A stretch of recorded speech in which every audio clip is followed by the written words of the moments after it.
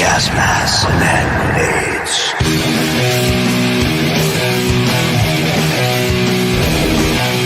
Gas masks and hand grenades.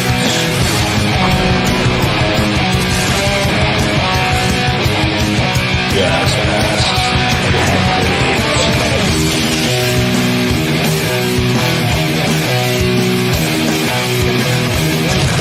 grenades. Gas masks and hand grenades.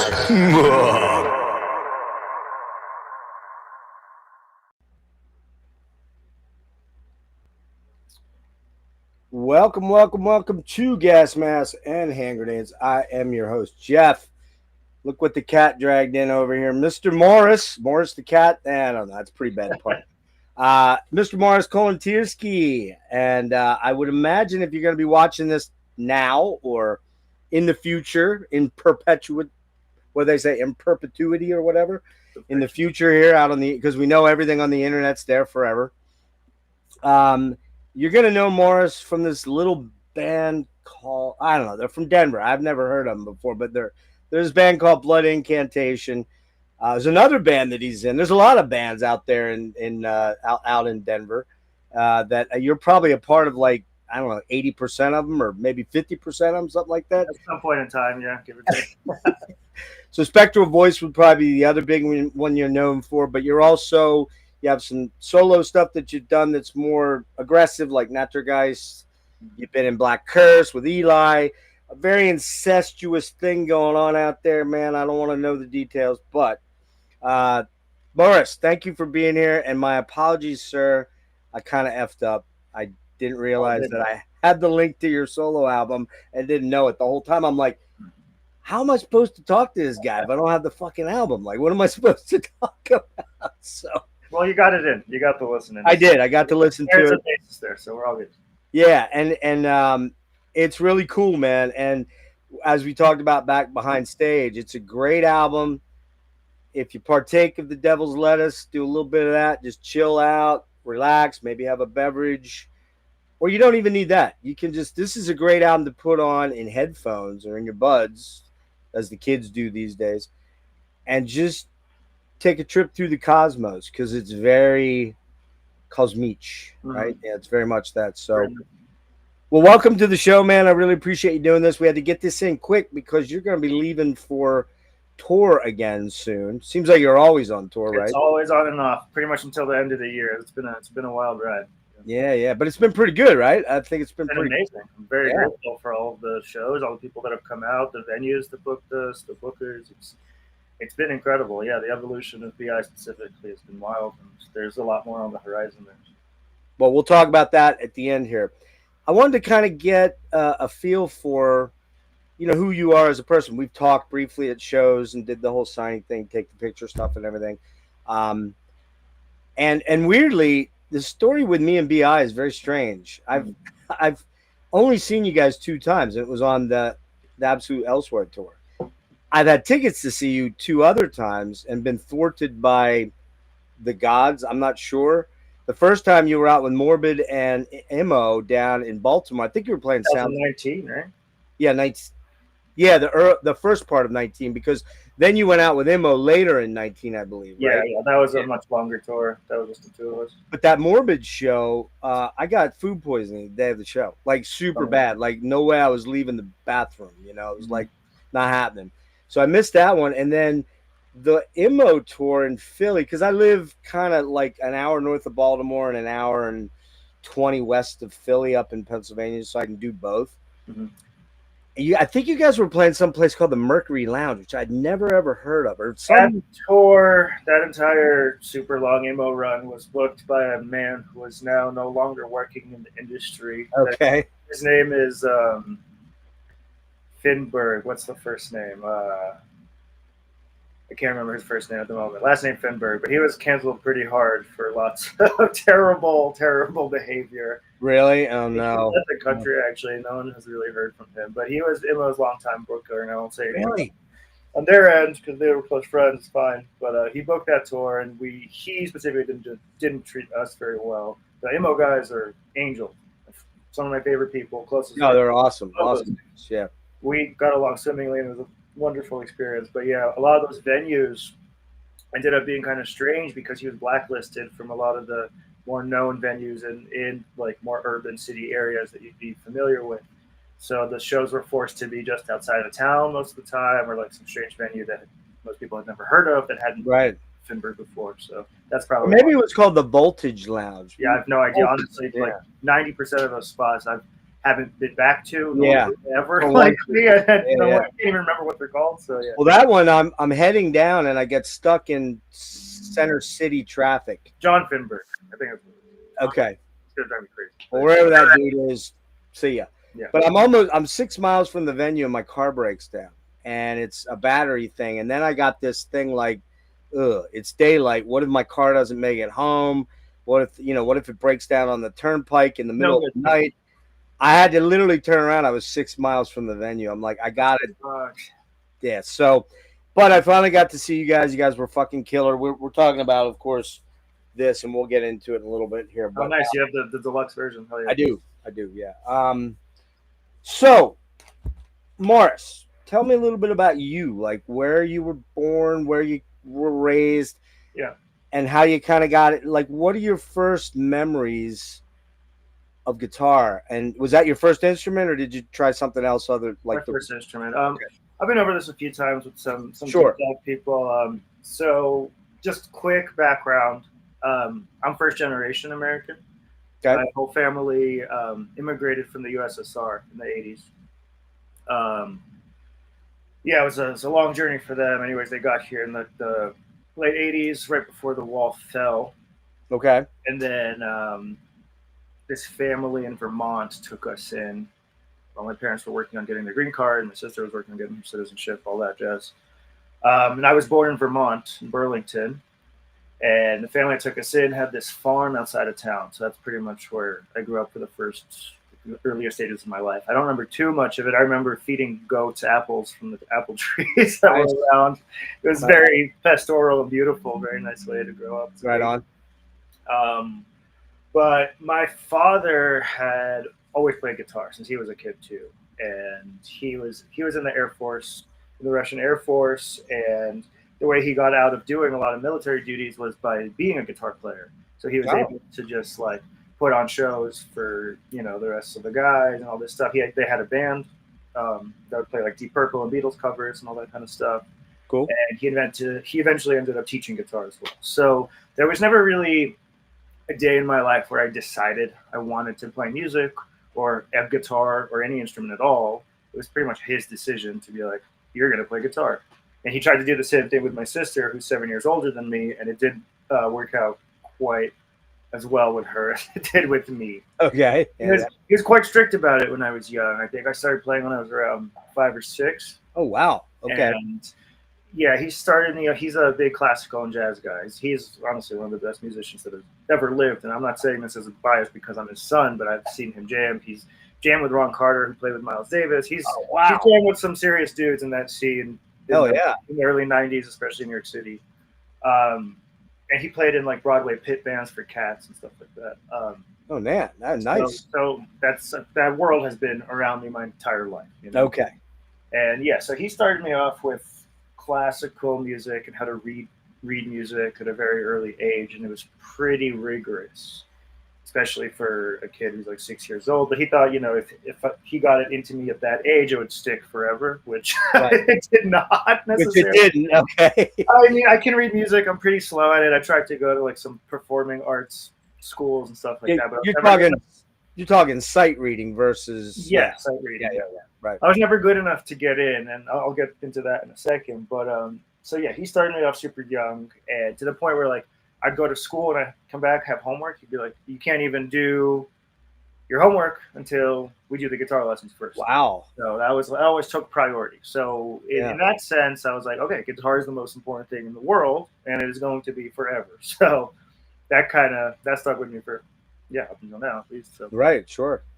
But yeah, there were various moments in my life where like the academic aspect of music versus just like rock and roll, they would clash. And when I was trying to get into a high school, I tried to audition for some performing arts schools, and I was really good at performing some Bach pieces that I'd like practiced. Actually, I was like kind of cheating because my dad, he would show me the piece, right, and then have the sheet music, but I'd actually just be looking at his fingers. You just memorized how to do it. Yeah. Like, oh yeah, I'm totally reading this. No problem. I get it. Yeah. So that kind of came back to bite me in the ass because when I was doing these auditions, I think it was for LaGuardia. I can't remember what the other big performing arts school in Manhattan is. One of the two. I got into like the final round. They were only accepting one guitar player for that semester, moving forward to 12th grade, and it was me and one other kid. And they had us both in the same room at the very end, right? And they're like, okay, play the piece that you practiced, right? And he played whatever it was, and it wasn't very good. Kind of botched it. And I was like, oh, dude, this is going to be a shoo-in. Yeah, right. My thing, it was Beret in E minor, very classic guitar piece to show off a bunch of skills. Jimmy Page did it. Jack Black does it, Tenacious D, all that. Bunch of references. But so the Bourrée, like the tall Bourrée. Yep. But I played the full piece, like the entire scope of it with all the. And you're talking classical. Yeah, you're doing nylon string here. Yeah. Played it, aced it, and they're like, okay, cool. Let's move on to the next part of the audition, where it's sight reading. And they put a piece of paper in front of us with like some very basic shit and put a metronome on, and he like played whatever dumb thing it was. Very simple. My piece was obviously different, and I botched that, and then they picked him over me because he could read faster. So what that told me is that practical skill in terms of technicality didn't really matter. So at that time, I kind of turned my back on the world of reading music and the academic aspect of it and the whole schooling. And I was like, you know what, fuck this. Like, I'm better than that. I don't need these people to accept me. I don't need them to tell me I'm good. And then I just kind of went in the rock and roll realm and just started. Which you don't have to read when you're in metal, right? I was just like, you know what? I'm going to learn how to play the blues like the best I ever can. I'm going to learn how to shred the best I ever can. Do all this, do this, write songs, all sorts of stuff. So what was some of the first? What was some of the first like rock music you remember hearing as a kid around your dad? Did he listen to rock? Okay. He was obsessed with Deep Purple, Uriah Heep, Queen, all that kind of 70s stuff. Just got this in today. Oh hell yeah, dude! Yeah, I mean, Made in Japan was one of the first live records I ever heard. I got the box set of that. It's fucking so amazing. And also, like, he took me to go see him when I was in 8th grade. Oh wow! The Ian Gillan one. It was a crazy show, actually. It was at the Beacon Theater. It must have been in like 2000. Okay. It was Thin Lizzy. It was Uriah Heep, Thin Lizzy, and Deep Purple. And I have I didn't know what Thin Lizzy was when I was that young, Phil wasn't alive, was he? No, he wasn't alive. Yeah, right. They did some shows without him. I think Scott Gorham was on guitar. Much later in life, I realized I'd seen one of my guitar idols when I was a kid, and I had no idea. Yeah.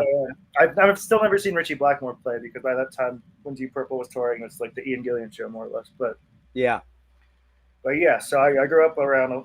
Black Sabbath also, obviously. He introduced me to a lot of that kind of stuff. The Beatles are like a religion in our household. We hold it up there with classical music. It's a lot of the 70s, 100% 70s classic rock then? Yeah, 70s classic rock. And then prog? Not so much the prog. The prog I came to on my own. It was like kind of proto-prog stuff. Like I found Yes when I was in high school, and then, that started a whole journey. But with his stuff, especially when I was a kid, more of like the classic 70s hard rock proto-metal situation. And there was one time though, and this was like a big deal to me because he gave me a bunch of CDs. I think I was like 13, right? And he a friend of his had like ripped him a bunch of stuff from like downloading and stuff, and he was super excited that we were able to get this shit for free. Anyway, it was all a bunch of ripped CDs of classic shit, and then one of them he went out and bought, and it was Nirvana's Nevermind. And he was like, I don't like this, but you should probably know what this is. Right. I'm like, whoa, okay, cool. And then that was a whole other thing. So he was just like aware enough of the fact that Nirvana was an important band. It would be for someone like me moving forward in all these different realms, even though he realized it wasn't for him. And I was like, I'll remember that for the rest of my life. So it was like a huge step being like, wow, you can like recognize that there's other things I may be into that you don't necessarily need to know. Now, is your dad... I said I was turning 60, and in March of next year. So I'm 59 and a half. I fibbed a little bit, but is he a little bit older than me? Yeah. He's a generation above you. Oh, he is. Okay. So, all right. So yeah, I could see that because, I was probably 30-ish. When did that come out? Was that 90 or 92? It's a good question. I'm not quite Never sure. mind. I think it was 90 or 91, somewhere there. Yeah, between And I was definitely like the first band I became exposed to from that scene was Alice and Soundgarden. Soundgarden was the first one. see, I've come back around to like I was a baby when all that shit was coming out. Sure, you were a little kid. I had to come back to it later in life. I Right. dig Soundgarden. I remember there were kids in high school, one specifically, whose older brother showed me Soundgarden and like Godsmack and a lot of that kind of stuff. And I was like, Right. I don't know about this. I don't know. And then way later in life, as of like honestly like 3 years ago, after hanging out with Obituary, I decided that Soundgarden was cool. They took us on their bus and they were like jamming out to Audio Slave and Soundgarden. I'm like, oh shit, this makes so much sense. Oh Like, man. the I parallel saw. I'll make you a little jealous here. 1990. I think it was or it was either 89 or 90. I forget when Nothing Phase came out. So I think it was 89 that came out. January 90 it was. It was Voivod headlining, Soundgarden out for Loud Love, and this band I'd never heard of before, Faith No More, with before Epic and the Real Thing blew up, like it became massive. And I'm like, I'm like literally sitting there. I walk up to the bar and Billy Gould is standing there and we get to talking and he's like, hey, let me get you a beer. I don't know who this dude is. I just think it's some dude at the show, right? He's like, I'm like, yeah, you into these bands? He's like, well, I'm in one of the bands. I'm like, well, who are you, dude? Because I knew who was in Soundgarden and I knew Voivod because I was in love with Voivod. Nothing Face was like my religion at that point in time. But yeah, I mean, it's kind of weird. So I guess talking to somebody like me that's a little bit older, they've seen some of these. Like my first show was 1979. It was Kiss. That's awesome. Second show was Rush. Rush was my second show. So there you go. But well, tell me then. Okay, so how do you end up out west and meeting Paul and Isaac, and how'd that all come together? So I graduated high school. I actually got kicked out when I was in 11th grade. Uh-oh. For various reasons that we don't need to get into right now. Uh-oh. I got kicked out in 10th grade, so I feel you. I know. But it was actually pretty sweet. I went to a private Jewish school for a long time, from 2nd to 11th grade. That was supposedly secular, but yeah, a bunch of stuff happened. So my senior year was actually really chill because I'd gone to private school for such a long time. I had so many credits. I went to this alternative high school called City As in down in the village, in the West Village. And I went to school like twice a week. I basically had nothing to do. That's pretty cool. It was great. So I just played guitar like that entire year. But anyway, I was seeing this girl on and off for many years in high school, and she was a year older than me, graduated, went to Boulder to see you, and kind of convinced me that I should do the same thing, and, we'll be in love together, it'll be beautiful, whatever. Sure. I get out there, I get into the school, I apply, whatever. I'm like all brainwashed, convinced me to do it. I get out there, I get a scholarship, works out, and then like a week into being there, we break up, obviously. That's how the world works. That's how it always seems to go, right? This was, I was like 18. Yeah, right. And your whole world collapses, right? Yes and no. So I just like, at that first semester of college, I did really well in school because I had nothing else to do. I did really well. But then the second semester, I had made a bunch of friends, and then I did graduate and I did pretty well, but the grades definitely took kind of a plunge when I actually made friends and started jamming with people. But anyway, that's how I ended up in Colorado. And I didn't really meet Paul or Jeff, or I didn't meet Isaac until I moved to Denver, actually. But I met Paul like 3 years into living in Boulder. Okay. So I jammed with a bunch of other people. I was in like a surf rock band. I would like sit in with jam bands just so I could play guitar and stuff like that, Playing a bunch of acoustic music by myself, recording GarageBand, a bunch of random experimental stuff by myself. Would jam with like my college roommate.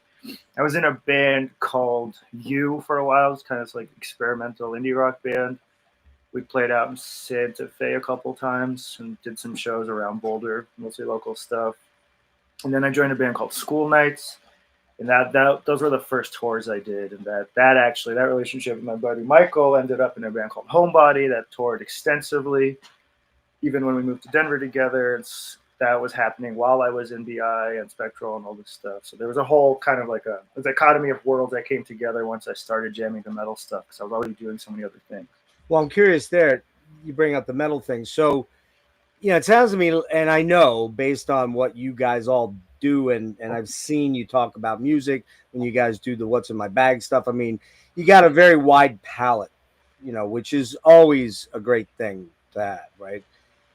How, when, where, and how do you remember? What was it Nirvana that got you into metal, or where was? No, I mean, as any classic metalhead kid, like I got into Iron Maiden and Slayer and Metallica, and Iron Maiden's my favorite band to this day, Priest, yeah. Mm-hmm. And that kind of set me on the path towards getting towards more underground stuff.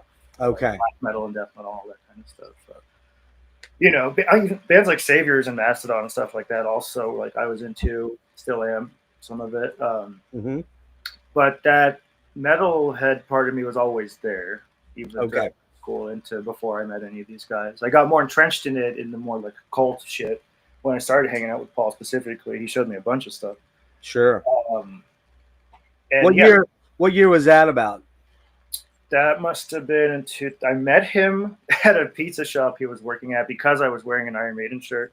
And at that time in Boulder, it was very hard to find any metalheads at all. So anytime you saw someone in any remotely really Iron Maiden's like a gigantic band, there's tons of different types of people that listen to them. Sure. But even then, if you see a Maiden shirt in Boulder, you're like, oh my god, this is crazy. I have to talk to you. Well, it's like the meme, right? Where the two dudes walk in to get like a 6-pack or somewhere at the convenience store. One dude's wearing a Priest shirt, one dude's wearing a Maiden shirt, or whatever. Put your bands in there, Beherit and Beherit. It's the most classic way of identifying like a like-minded person, right? Yeah, you see that dude and you're like, bro. It's like, I remember being out one day at like a fucking Denny's or something, and this younger dude walks in, probably the last guy in the world he expected to fist bump him was this older dude, me, in my 40s maybe, and he was wearing a Tools of the Trade shirt. I'm like, bro, yeah.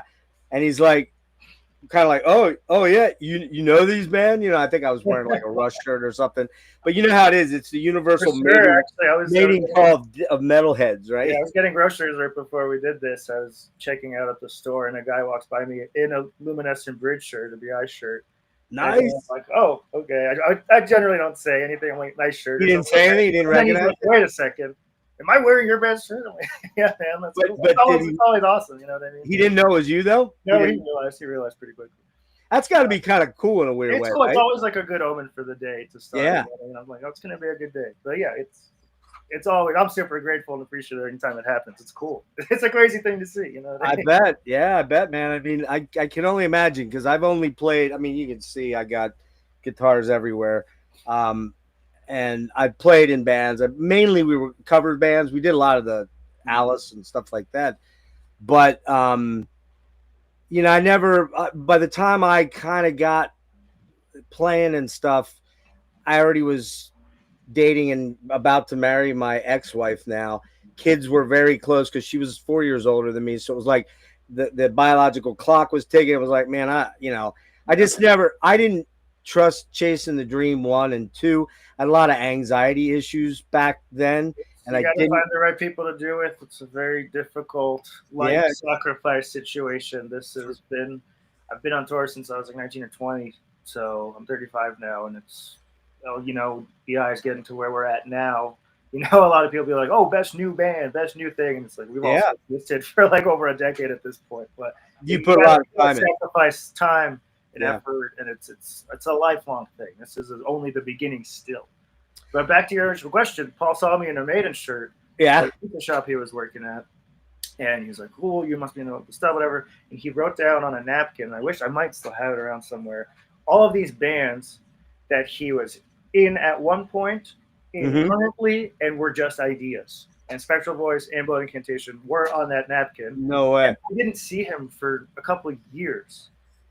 A year or two, and I started playing in a band called Still Born Fawn, a black metal band with my buddies Tom and Tyler.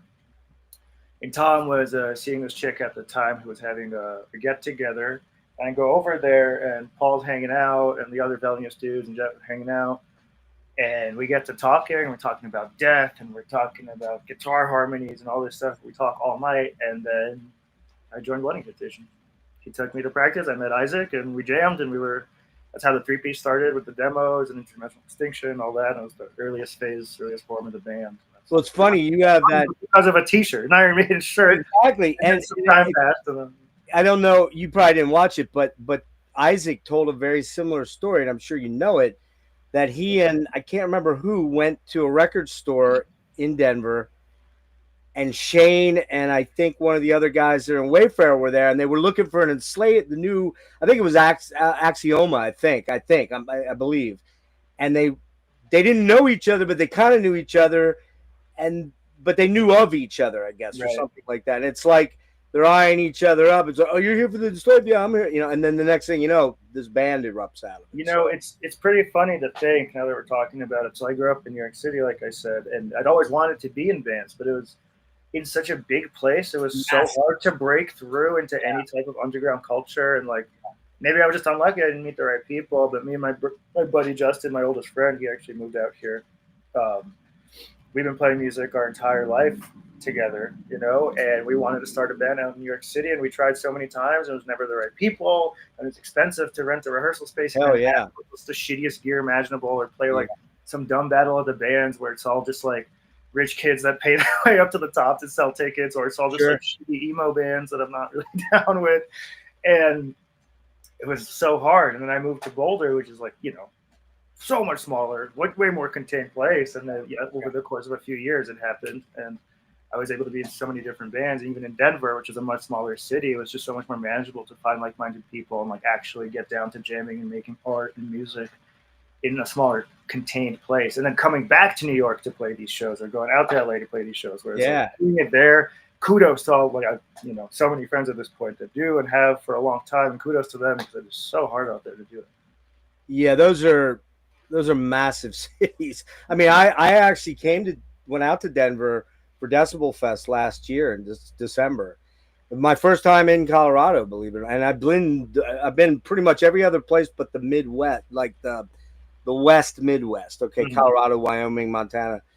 Man, I loved it. I would love to move out there, but it's probably not in the cards at my age. But at this point, Denver's pretty large as well. Yeah, it's big. It's big over the years, which it is what it is. But the mountains. My buddy Scott here. He's in Aurora or someplace north of Denver. Aurora, is that it? He'll tell me in the chat. He'll tell me. But he's the guy that actually got me out there, because he gave me a free ticket to Decibel Fest and a place to stay. He's like, dude, you got to come out, man, because I have some health issues I'm dealing with, and he knew about it. He's like, just get your ass out of here. I had a fucking blast, man. I loved it. We went to True. I was really hungry. R.I.P. to True. It doesn't exist anymore. Oh, they when? Yeah, it's gone. Just recent? Just a few months ago, yeah. Oh, man. Well, I'm glad I got in there then to check it out. Really cool spot. Oh, he's from Longmont. Sorry, Longmont. So man. Over in Westminster. That's where Isaac was living at the time, at the basement of his house. What? Say again? We used to jam over in Westminster, which is where Isaac used to live. Pretty close. Okay. Yeah. And now, are you guys all relatively close to each other there, or are you? Yes and no. I mean, Isaac and Paul live in what's technically Englewood, Colorado, which is like 15. I live in like the center of Denver, in Baker, very close to where the Behar show is happening. Actually, they live 15 minutes south of me, and Paul and Isaac live 5 minutes away from each other, roughly. Okay. And then Jeff lives in Palmer Lake, Colorado, which is closer to Colorado Springs, about an hour south of here. Yeah. So it's southwest, I guess, right? Yeah. Mm-hmm. And I'm the only one that's in Denver proper, and I've also lived in a few areas of Denver since late 2012. Moved around, and the time will come where I leave. But for now, I figured out how to live here. We rent this house from our friend's dad. Me and my wife. We got 2 dogs. There's a yard. And we do live under a bridge. So it's under a bridge downtown. Yeah. It is. It's as concrete jungle as it gets. But I'm cool, man.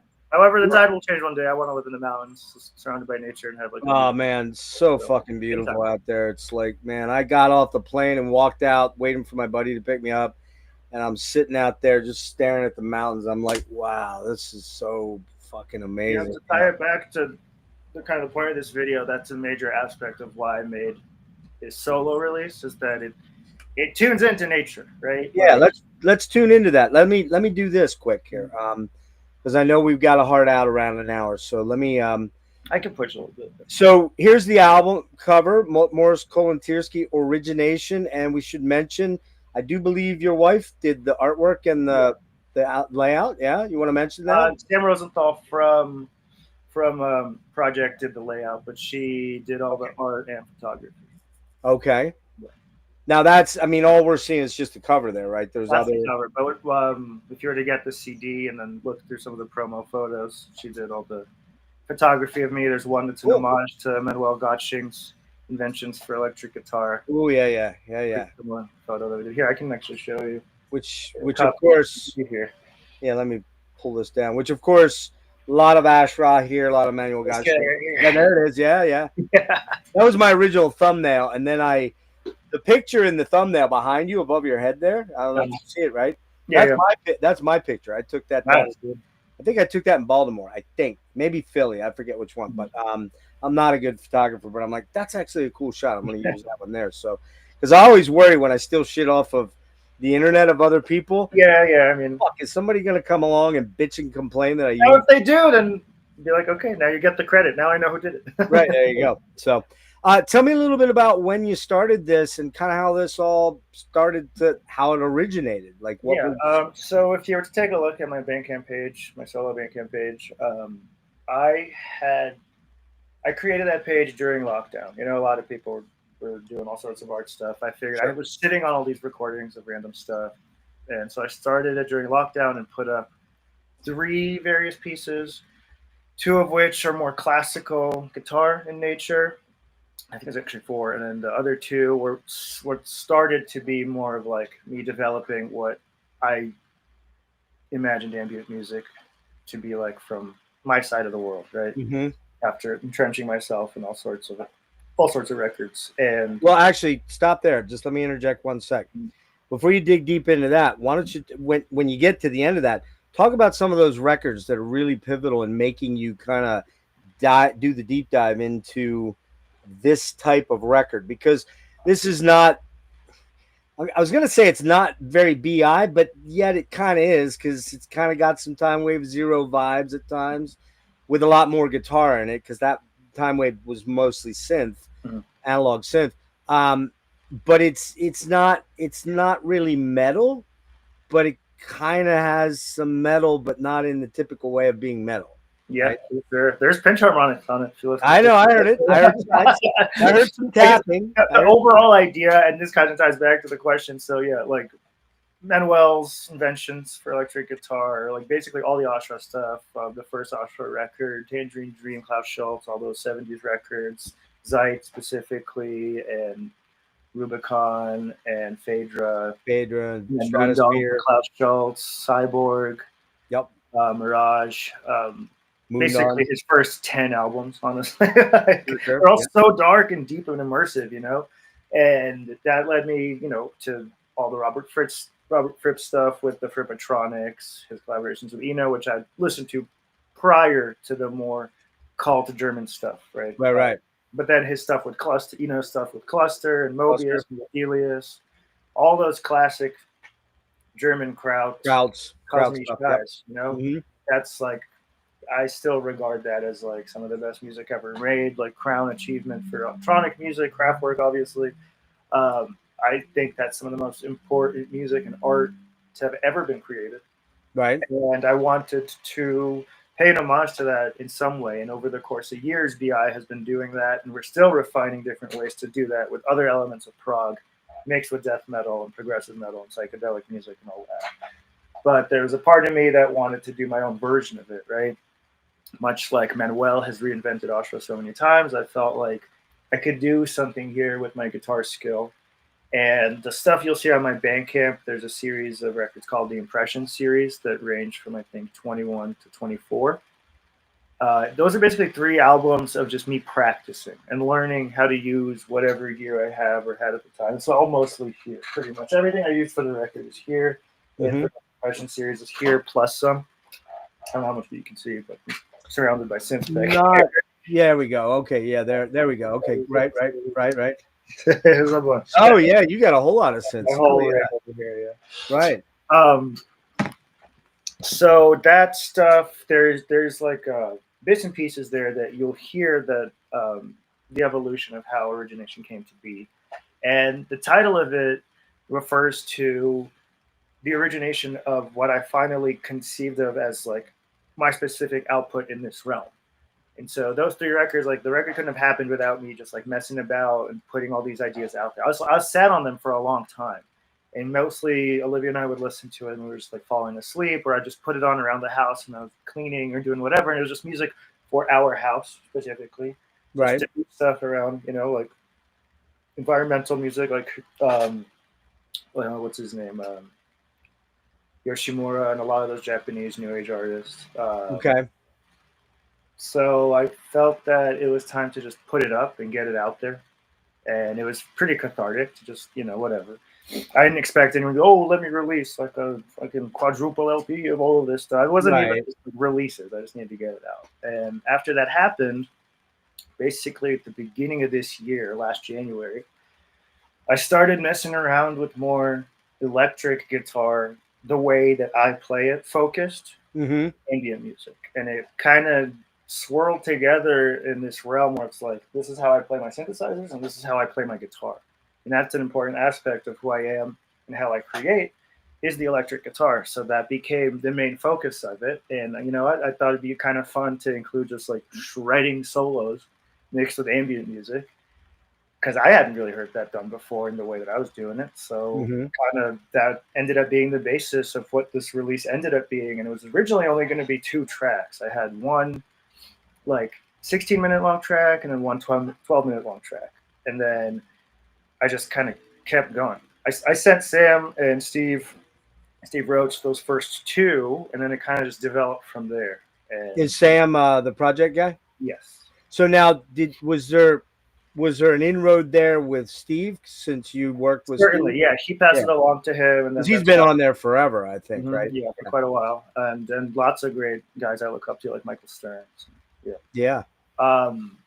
So yeah, he passed it along to him, and then that's how that relationship developed, and the relationship with Steve developed because of Blood Incantation, and he's I'm happy to call him a dear friend of mine, and he's all over the album, and he really kind of held my hand through making it a reality. So you can gratitude to him.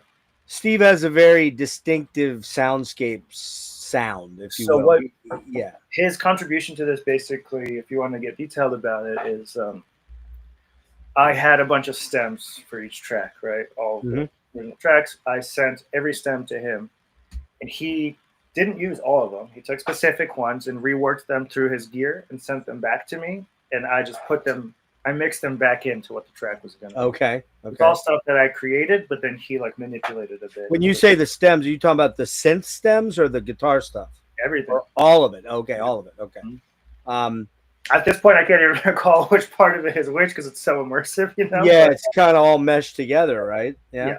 So that was a really nice collaborative way of working with him for the first time, where we weren't just like playing a show together separately, on the record, in a sense, Who reached out to him? Was it you or Paul or both of you guys, or how'd you reach Originally, so when we were doing the Time Wave release show, we were like scrambling to get an Oprah, and we did reach out to him, but I think the email got lost through something, or we didn't email it to the right person. That was years ago. And then when we were on that Mayhem Cannibal Corpse Gorguts tour, we had a show in Arizona. That was an off date from Cannibal. It was just Mayhem BI and Gorguts, and Paul went out that morning to a record store, and the guy worked. There's a whole Steve Roach section, so he lives like an hour away from where we were playing. Right. I was talking to the record store owner and realized all the Steve Roach stuff, and he's like, you know what? I can maybe get in touch with him and to come out to the show.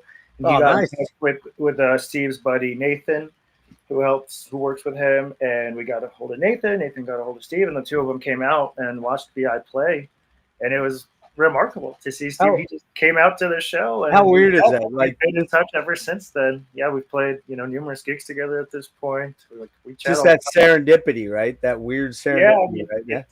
It happened pretty much an hour away from where he lives. That's awesome. He was like, it wasn't like certain that he was going to show up, and all of a sudden we're playing, and this Steve Roach is just in the crowd surrounded by all these like kind of younger metalheads who are moshing, and there's just like him in the back watching this insane music happen. Did he go in the pit though? Did he go in the pit? Nah, he probably was on the very verge of it. That's where I hang out, way away from the pit. I'm too over that shit. Me too. Let me throw a couple things at you here. In one, now I will admit I only got one listening because I fucked up and I didn't realize I had the link to the album. Listen to it anytime. So let me throw a couple things at you. So there's 1, 2, 3, 4, 5 or 6 tracks. There are 6. 6 tracks, yeah. Couple thoughts. So the first track is Infiniscape. It's very drony, very drony and very Steve Roachy, and it's swirling. Steve has that very swirl sound. It's almost like the star. What do they call those star clusters that have the tails on them? You know what I'm talking about? Yeah, I'm not familiar with I forget what they like. They look like a whirlpool kind of with the tails on them. His sound is very. I own a bunch of Steve Roach from back when I got into this shit 25 years ago. And shit, I don't mean it in the of course, yeah, negative. But this type of music, this genre. And I really got into it primarily through Steven Wilson, which is odd because you guys just saw him, and Steven Wilson's a good buddy of mine. Yeah.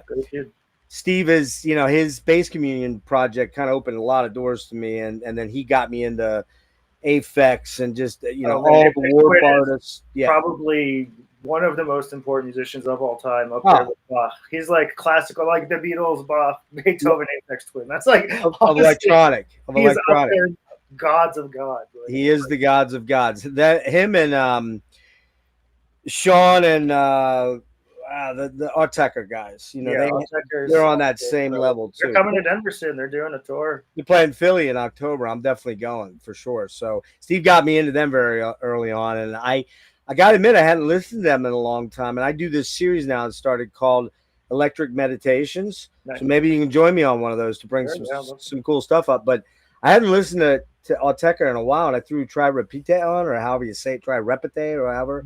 Yeah. Man, what a killer album that is. I was just like, wow, it's so. Amber is also one of my favorites. Confeld. I mean, I have all that shit. I did kind of stop around Choristus, where I was kind of like, there's a cutoff point for me as well. It's not because of any reason other than I've just like had my fill, and exactly return to it and keep going at some other point in time. But there's so much out there. Exactly, and you only have so many limited dollars and all that kind of stuff like that. But all right, so going back to that, there's that kind of that flying through infinity vibe with Infiniscape. It feels like you can kind of reach in throughout this whole album. It really feels like you can reach in and touch the matter that is these songs. Like you can kind of climb in and swim in it. You know what I mean? It's like that. Immersive. Go ahead. It's immersive for sure. Yeah. Very immersive. Yeah. The album covers is no accident either. It's an homage to a Steve Roach record called The Magnificent Void. So if you look at the cover of that, it's the front and back are pretty much referencing exactly what I was going for stylistically. Are they doubles? Is that a double? Yeah. Okay, I think I own that. Yeah. Spiraling has some cool. It's there's Tangerine Dream stuff in here. You can hear it if you're familiar with, particularly on that one. I hear more Phaedra vibes. Yeah, there's a sequencer going that gives it that kind of like that mid-era Tangerine Dream. And you definitely have some Ashra in there, even some spacey Jarre stuff or Jar stuff. Yeah, where you got part of DNA for sure. He's also a king. Like all electronic music has to have some of that. Oxygene's probably my favorite album of top 5 album of all time. I actually have an OG on Carrera, I believe that I don't even know where I got it. I don't remember where I ran into that, but I have so many different versions of it. I don't even probably a million. Yeah, and then I have the 3 CD one with all 3 parts and everything. But what's really cool about this is I hear some Hawkwindy stuff, particularly with the guitar that you're doing. It's saturated, it's super saturated, and it's super high gain guitar. It's straight. It is a metal. I'm playing a Mockingbird with EMGs. Okay, you're playing a Mockingbird because you're used to. You're known for the Ironbirds, right? Is that only a BI thing then? No, it's just what I had around me at my house. Okay. I was using this pedal as a preamp to get a lot of the gain, and it's basically Mower. It's this company, and it's like supposed to be a 5150 clone. Yeah. That's where a lot of the guitar tone is coming from, and then halfway through it, we got quad cortexes from Neural for BI, and so we got a couple of them. So I got one to take home to practice with, and then one for the stage. And then when that happened, I started using that for the record too. So it's a mix of this and the quad cortex. And you guys, in my house. If I'm not wrong, you guys are pretty dead set on staying analog, right? You don't do any digital sims. Yeah, I mean, yes and no. I mean, we do. An episode elsewhere was recorded partially digitally. It wasn't all in the studio though. Yeah. And I think there's a good medium between the two, especially these days. But live, you're not using any sim stuff. It's all live. We have a keyboard player now who's using analog synths, but he's also using a Nord, which is a digital synth. Right. Okay. But as far as the quad cortex stuff goes, in that whole conversation of amp sims versus real amplifiers, I think also there's a world in which the two of them can combine. We have not quite done that yet. Nice. It's an amazing machine, dude. It is. We are in the process of figuring out a way to melt the two, where we still have our PV stacks that will never go away. I need to push air on stage. Cabs and speakers are. I agree. 100%. Yep.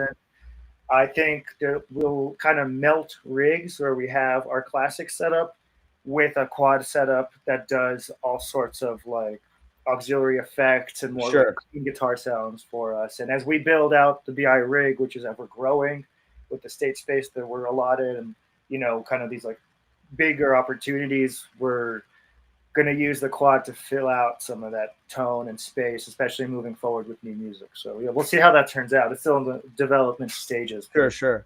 But now on Origination, was it all analog or was it a mix? Origination was a mix. I mean, I recorded all in Logic, and I used some DAW effects from Eventide, who hooked us up with a massive plugin suite. So I used some of that. Yeah. But the synths are, other than the JP8000, which is an analog modeling synth, they're all analog. I mean, I use my 70s Moog. I use the Moog delay pedal. All of my like stomp boxes are pretty much analog pedals. So it's a good mixture of both, I would say. Yeah. Well, let me ask. Also, everything that he ran through his stuff is a lot of analog and digital gear, so it has that graininess. Okay. I like a digital artifact sometimes with ambient music and with that experimental music, and I think Origination has a nice graininess with that digital artifact kind of mixed in there. And I think the cover really kind of gives it a vibe of what it sounds like. It looks like this like weird kind of digital album art, but then you look closer and there's a graininess inside it. Yeah. It works really well. I like that a lot. With some of the solos, for example, on Cyclical Behavior, you got that pulse, that pulsing space, and this is where I used the wrong thing. I said David Torn. I meant to say Michael Brooks. You familiar with him? I'm not. You gotta check out. He has an album. David Torn, but not Michael Brooks. Well, check out Michael Brooks. He has an album. I think it's something the Aquarium song. I didn't look it up. I can't remember. I have it on CD. It's all he actually developed this thing called the infinite guitar. Okay. And it's like it's almost like a permanent EBO type guitar where you have it's not like I want to get an EBO. That's been on my list of gear acquisition. Well, you would really, you guys would really, I'm surprised you guys don't have EBOs. That's kind of shocking to me. Yeah. And I know it's old school technology too. I've known about them forever. I'll get to it. But. They're tricky though. I've had one and I'm not the best with them, man. I struggle with them a little bit. They're very tricky, obviously. You got there's a finesse you gotta have with them. To it, yeah. Yep. But what I was noticing on that Cyclical is where you kind of come in, actually it's the next one, expanding. That's where you do a lot of shred. do a lot of bending on that, a lot of like again that infinite. I'll be candid here. Cyclical behavior is the idea of it is supposed to sound like you took too much ketamine. That's what. That's the. I've big never thing. tried it, so It's I'll supposed to give you that kind of like really insanely disassociative, like you're really big but really small feeling. hang on one sec. I need to call Elon Musk. Hold on a second.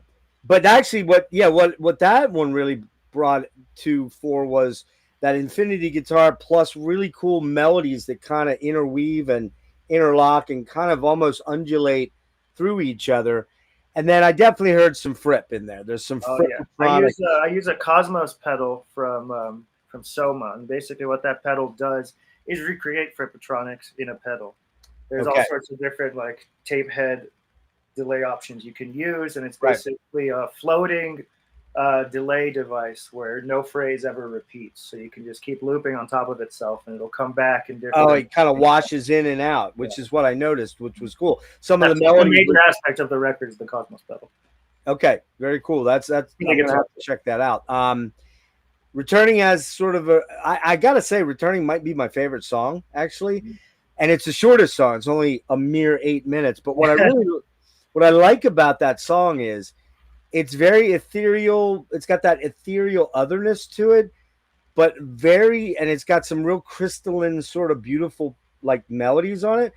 But I do hear some sort of undertones of menace to it, like almost like Lustmordian stuff. Like it's like just bubbling under the surface, like not overt, but kind of just you feel like you're looking over your shoulder a little bit on that. Yeah, song. I mean, I love dark ambient as well, and that's like a part of my creation process with ambient music is always going to be in a darker realm, one foot in the darker realm and one kind of in the positive.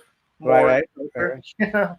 Well, when you guys are ready to have Lustmord open up for you, man, we've hit me up because Brian's happened for a while. There was a time something was maybe going to happen, but I'd like to meet the guy, and B, do a show together to any degree. We did a 3-hour interview, man. I mean, we did a 3-hour interview. He's a super cool guy, and in fact, the opening intro song that you heard, I saw the credit. Yeah. He did some editing there, and Andrew Lyles. I don't know if you're familiar with Andrew Lyles. Well, check Andrew Lyles out because I think you'll like a lot of his fucking weirdness, man. Do me a favor and text me these names. So I will. I'll do that. I'll hook you. As far as the interview goes, we can always do a part 2 and part 3. Right? Yeah. We'll wrap. We'll wrap soon here. But tell me, the kind of the overarching. I started out by saying this is a really great record. If you do partake of the Weedian stuff, it's a really good album to just have a few hits, chill back, or even if it's, you don't have to be high to listen to this. It's very relaxing, and that's the thing. The shreds, you'll feel high just listening to it because of the nature of the music. Right. It's kind of it's like a head high where you just feel like the sound is kind of lifting you up, and it's very. I enjoy it in the same way anyone else would listen to it. That's the thing. That's part of the beauty of making this kind of music is that it's so disassociative. I don't need to sit there and be like, oh, I could have played that riff better, or I could have done that part better. I can listen to it the same way anyone else would. Okay, so I'm glad you bring that up because that was one of the things I wanted to know about was I'm going to guess that pretty much all of the soloing was improv, not 100%. 100% of the whole record is improv. Okay, so you didn't do any kind of I'm going to map this solo out and okay. Right. Honestly, I just like sometimes it would be like 3 a.m. I would just pick up my guitar and be like, fuck it, let's go do this. And I'm going to go jam. I would just like hold it up to the monitor here if you got some feedback and just go for it. And most of them were like the first or second take, and then I just like melt them together. So there wasn't much preparation in terms of like going into record it. It's also so it's a very where I live, you know what I mean? It's a very free, easy process. So it's just kind of like when I felt it, I would just go do it. And a lot of the work came in the mixing process to make it rounded out. And so it was really a free form, just record noodling in a lot of ways. And I don't mean noodling in a bad way, but I mean it in because as well as I do, that some of your coolest ideas just come out of nowhere. You're just jamming shit that you've jammed a million times before. What project it's for. It's just pick it from the ether in a sense. Right. You're picking it out of the air and you go, whoa, what was that I just played? I gotta, and then you figure it out again and you go back to it and you go, okay, right there. And then suddenly it leads to the next idea, which leads to the next idea. Yeah. All right. This guy says Autumn Reaper. He thought it was a Blood Incantation. Bum. Well, it isn't. It isn't. You know what I mean? It is. We're going to wrap with this creative process is an inherent part of Blood Incantation too, because it lets me get something else out in a way that I can return to BI with a different slate. You know what I mean? Like, right. Yeah. I need to exercise this kind of stuff to be able to excel in other things. So, and going to BI for a second here, are you guys? Do you all typically bring ideas in, or do things come from rehearsals, or any and all of those things? It's lots of different ways, right? Sometimes we'll be jamming on something and we'll be like, oh, wait, let's keep this going for a while and see where it goes, and we'll flesh it out. Or someone will come in with a bunch of riffs that they wrote or a full song, and we'll sit and then like change the parameters of it, add a solo here or a harmony there, and we'll work on how many times this happens, where the alt where would the synth go. And we've done it in a ever-changing way each time for each release. Like Luminous and Brew specifically, the B-side, that was something I had written that was supposed to be for Absolute Elsewhere initially. It was supposed to be part of an interlude or maybe in the middle of a song, kind of a chill spot. And then we decided in the studio to just make it its own instrumental kind of big epic song. Right. And that was just like working in the studio the same way bands did in the 70s when they had like infinite amount of time to write and record. You're jamming. Yeah. That was awesome. And then we took that kind of idea into Absolute Elsewhere and melted it with all the preparation we had, plus the freedom of being in Hansa. So where we're at now is kind of a clean slate. And we were talking about this at practice the other day about how we're going to try a new version of how to write Blood Incantation songs. And I'm not going to reveal too much about that because it's infantile stages. In process, right. Yeah, and it's near and dear. I don't want to reveal too much, but it's going to be something new. I mean, obviously the band will sound crazy all the time. It's going to be more of everything all the time. Sure. We're trying a new approach, so yeah. Well, let me ask, because all of you guys write, right? Mm-hmm. Is there any pressure? Are you feeling any pressure after the success of, this was pretty big. I mean, let's be honest, man. I mean, you made the top 10 of fucking Rolling Stone. Like, I can't imagine that you guys, you're going to tell me you did think this, but I'm thinking you didn't. When you were making this in Hansa, you're not thinking, oh man, we're going to be like top 3 and, you can always hope, you know what I mean? Well, of course. But really, like realistically, did any of you guys go, "Hey guys, this is going to be a #1 album"? And I mean, in our minds, yes. Listen, like in history and Starspawn, when any of those records came out, it was always kind of like a big deal. So I don't want to say that we were desensitized to people having eyes on DI and being like, there's no necessarily like pressure to make it good because we're inspired by ourselves. And each release, we're listening to more of what a refined version of Blood Incantation could be, and like. We're still developing the language that we speak, and Absolute Elsewhere so far is like the milestone in understanding what we can do together as a band, and it expands on all of our greatest skills individually and collectively. So yes, we do all right.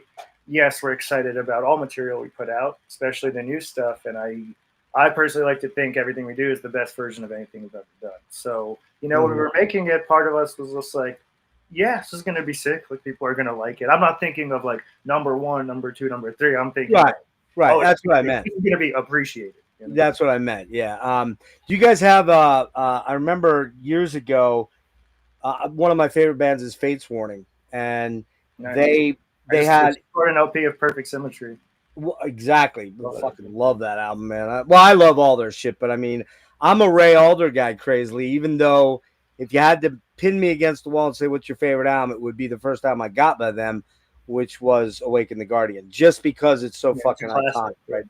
But my question to you is this: do you guys, and I think you did because I think this was in the video, I'm trying to remember back, do you have Inspo Corner, like where you got all the albums that you guys are all listening to, you can look at and go, That's Inspiration Corner right there with all the albums lined up, because they did that. Fates did with. Oh yeah, I mean we decorate the studio and all sorts of shit. This perhaps elsewhere was basically every record we bought out in Berlin, which was a lot of stuff, a lot of Eli stuff, a lot. That's of what I thought.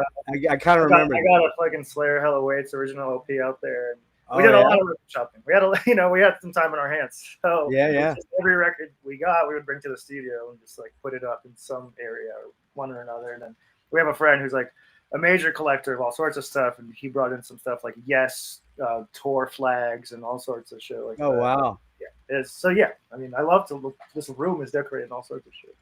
Our practice space is insane. You think you'll be using Arthur again for the next trip around the sun? Yeah. It's quite likely. Arthur was very cool at the show down in Philly. The show was sold out at the. King Arthur for a reason. Well, the funny thing was, we walked up to the show. I had a ticket. My buddy Rick, who's right here, and he asked you a question about Natürgeist quick, but we didn't have a ticket for Rick. And I saw Arthur, and I'm very, as you know, I'm pretty bold. I just walk up and start talking to people. It's just my nature. And I'm like, Arthur, dude, gotta talk to you. Come here. And he doesn't know me from Adam, right? And I'm like, look, he's a very sweet man, dude. He's a but we start talking, and he pulls in your road manager, and your road manager threw my buddy Rick on the guest list to get him in, which I thought was fucking awesome. So hey, yeah, I gotta get Arthur on here one of these days. But that would be a great conversation.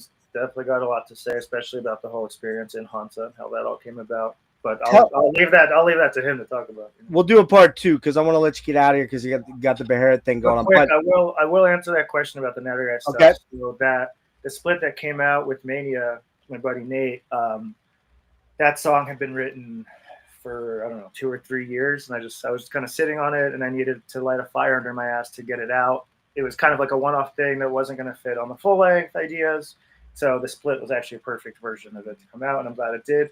So there's essentially 4 Natürgeist songs, one of which is the bonus track on the tape for the demo.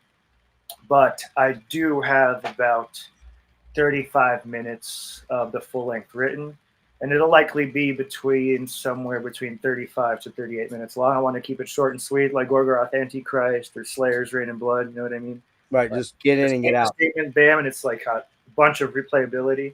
I'm really excited about the material. It's all pretty much there, and if everything goes according to plan, I'm going to be recording it this winter because I can't.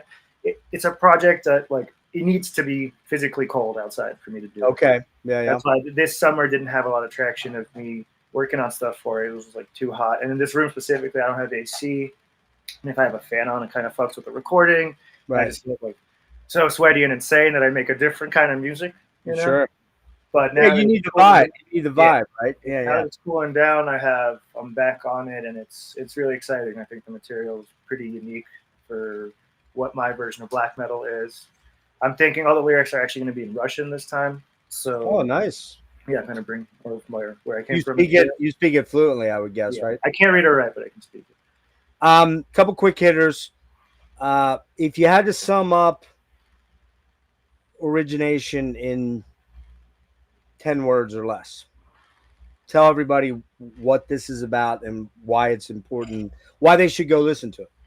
Okay. Yeah. I mean, so from the song titles alone, people will want to read into what it means or the philosophy and all this stuff behind it, which I personally like to leave open-ended.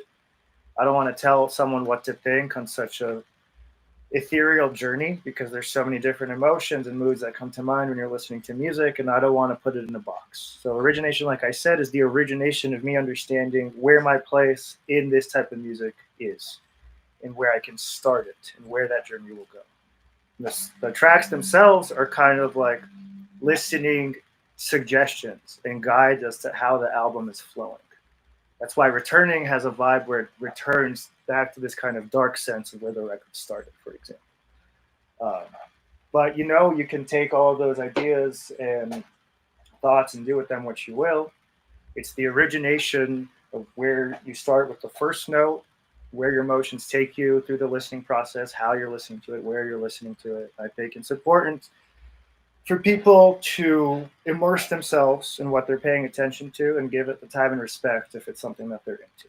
And so if that's something that's up your alley, then please enjoy. And if not, you could also put it on as background music to just do stuff too with the day and all that.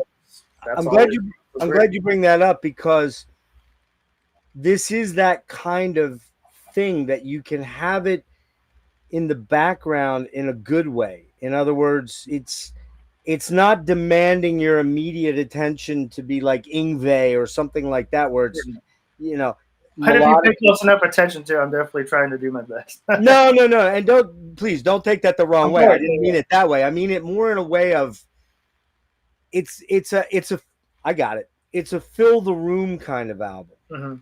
It fills the room with sort of a force of calm and almost like sereneness. Dare I say the word zenness? Kind Certainly, of. yeah. I love that word, and it slows down my heart rate, which is nice, and I like music that affects me in a positive physical way, which is pretty rare, you know. Yeah, kind of. I mean, it definitely isn't death metal. It's definitely not black metal. Yeah. There. Yeah, I guess overall, I would say, take it for what it is, and if you're into experimental music, I think you'll have a good time in however you interact with it, and just leave it at that, really. We'll tell everybody the details. I've got all the links in the description for Project, for Bandcamps, but when and where and how is this going to be available? So tomorrow, Tuesday, September 23rd, the full stream will be up on ProjeKt Records Bandcamp, where you'll be able to get the CD ahead of its like street release date. But the official release date, where you'll be able to buy it from various websites and distros and wholesales and all that, is October 10th. And I'll likely be shipping out my copies closer to the end of October when I get back from tour. All right. Well, I'll get one from you. That way you can John Hancock it from me. I can send you one before I head out. Do me a favor. Do me a favor. Do you plan on a vinyl thing, or is that to be seen? We'll see. I mean, it's such a long record, and we can talk about format another time. But I do think a CD is a pretty ideal version of this. Yeah, that's right. Because you don't have to get up to flip anything, and you can just let it go. Yeah. If anything, I think a tape release will be in the books, and a more vinyl appropriate music contribution from my solo stuff will be made in the future. Okay. Maybe someone, 10 years from now will put in $8,000 to reissue this on a double or triple LP, but we'll see.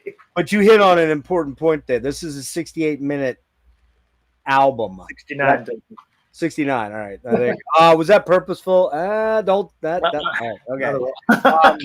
But I'll run with it though. It's fun.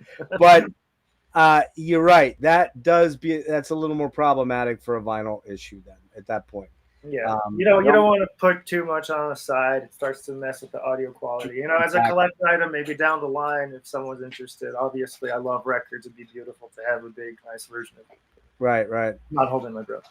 What's happening with Spectral? You kind of animated. Can you share anything?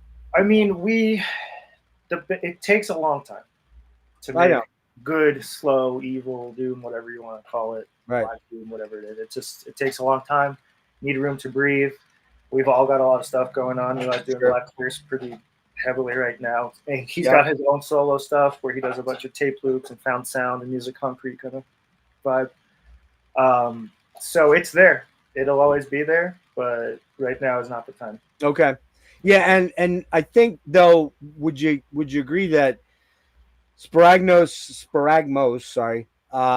really kind of elevated the profile from pretty underground to more, I don't want to use the word mainstream because you guys go really hard on, you don't want it to be mainstream. I mean, that's not up to us. You know what I mean? I don't care. That term is only a descriptor for other people. Not hold on. Yeah. Let me throw this at you. Okay.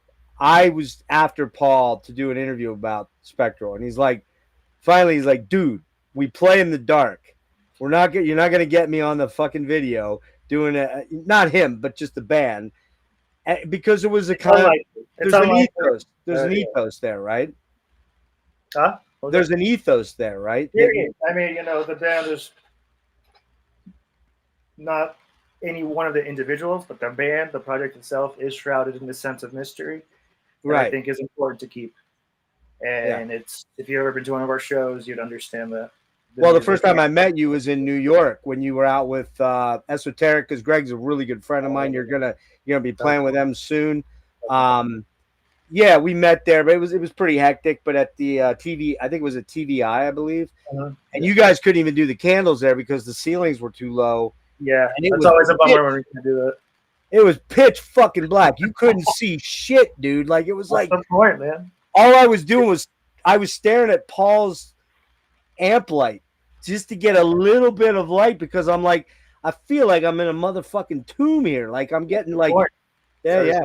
It's supposed to be very claustrophobic and insane. That was supposed to be a pleasant experience. That was a unsettling experience for the first time. Then you went down and you played MDF where it was a big spacious room and there was a lot more light and it was a different vibe. You know what I mean? It was still great. Yeah, we generally like to keep it. Yeah, you know, Spectral can only ever get so big for that reason. It's like it doesn't translate into like a big like 3,000 cap room or any of that kind of stuff. Like we could make it work if it was like 100% hour show and we were able to call the shots and being like, you turn off the bar lights, you do this, you do this, you do this. But nobody wants to deal with that. You know what I mean? It's true. A band that's like some classic band from 30 years ago. It's just like a very specific art project. And if we can't have it be the way we want it to be, then it's not going to happen. Your buddy here, Autumn, asks, recently got an Ironbird. How do you deal with a neck dive, or did you just adapt? I pretty much adapted. The 80s ones definitely have that. It's kind of in the strap and how you stand and how you get used to it. The new ones that they make, that BC Rich got us, the Mark IIs, they have way less of that because they're neck throughs. And they're actually real nice. I know they're kind of hard to get a hold of, but if you get your hands on one of those newer Ironbirds, the neck through ones with the one neck pickup, those are incredible instruments and I highly recommend it. The 80s ones, you'll be spending just about as much money, if not more. But I think those new ones, if neck dive is what you're concerned about, you should go for that. All right. I want you to throw 3 albums at me that you felt really affected you the most on making this solo album, and then we'll wrap. Oh, yeah. Easy. Oh, and I did want to throw one other thing here. My buddy Jimmy is going to the Beharit show tonight. That's my doorbell. Sorry.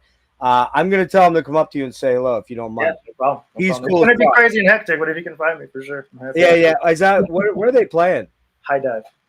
Is that pretty small? Yeah, it's pretty small. Okay. So go ahead. 3 albums. 3 albums. Okay. Manuel Gotching / Ostrov's Inventions for Electric Guitar. Easy. Mm-hmm. Steve Roach's The Magnificent Void. And then both Frippinino records. Evening Star? Because I hear that on the last track. And what's the other one? The blue. No Pussyfooting? No Pussyfooting. Yeah, more so no Pussyfooting because it's got like a darker, more heavier edge to it. Dude, I could keep going. There's Steve Hillich stuff too. Yeah, System Manilow. It gets a little bit more. Are you a big fan of System 7 at all? I am indeed. Yeah, I heard over the grapevine that Steve Hillich is coming to the States to do Rainbow Dome music in the coming year. So I heard that too, man. That I need to meet this man. He's a major inspiration. Yeah, Fish Rising, dude. Amazing, dude. Con Space Shanty, it's mind blowing. But so those kinds of like the guitar progressive 70s dudes that went that kind of electronic route and kind of right. That's the vibe of what I'm going for, but then also introducing kind of that obviously more metal edge in terms of my playing. So I'd say those 3 releases as far as the classic stuff goes, and then it gets a bit more. So check this out. We'll end on this. 1999, I discover Steven Wilson because he worked with Fish, the singer of Marillion. You know Marillion, I would assume? Yeah, okay. Mm-hmm. So Fish was the original singer. When he was solo, Steven's kind of big break in a weird way because PT was a pretty underground sort of thing. And I know you said you like him, but you're not like a big... Yeah, I was very captivated by the show, and some of the songs I've heard are really cool, but I've never dived. But here's the thing. I discovered him through Fish and learned he was playing the Phantasmagoria in Wheaton, Maryland. I don't know if you've ever been there. I don't even know if it's still there. Probably not. Yeah. It's near where you guys played over the summer down at Silver Springs there at the Fillmore, which I was unable to make because I was very sick from MDF. Thank you, MDF. I got very sick from MDF. I got the plague, man. I got Epstein-Barr virus. I believe it. Yeah. Who knows where that mouth breathing was coming from. But long story short, I discovered Porcupine Tree, and they're on their very first inaugural real tour of the States for Stupid Dream. They're playing this place down there, and they're opening for Gong. Nice. And David Allen, yeah. David Allen's still alive. I pull up to the venue and I park, and I'm sitting there in my car, and this dude in a purple velvet suit, like a wizard. He looked like a fucking wizard. I'm like, who the hell is that? And then I go in and I realize, oh, that's the Gong dude, right? Awesome. They were doing all the flying teapot shit, the early stuff like that. But I love the Pierre Morland era of. I like Gazoos. Gazoos is killer. Oh, that's a whole other deep. The Alan Holdsworth world, dude. Yeah, we should do a part 2 because I do. Well, we will. We'll do something along the lines, and maybe just maybe you'll get Paul to join us at some point. Yeah, we'll see. I know. All right, man. Hang on one sec. Again, everybody, street date of 10/10, correct? 10/10. On ProjeKt Records, all the information is in. All of Morris's stuff is in the description there. Links to everything. Morris, I want to thank you so much, man, for doing this. Very cool hanging with you. We're going to do something again in the future when you're not busy, which is never. So I mean, we'll find some time. This winter will be a good time. All right, brother. Hang on one sec right there. Okay, everybody.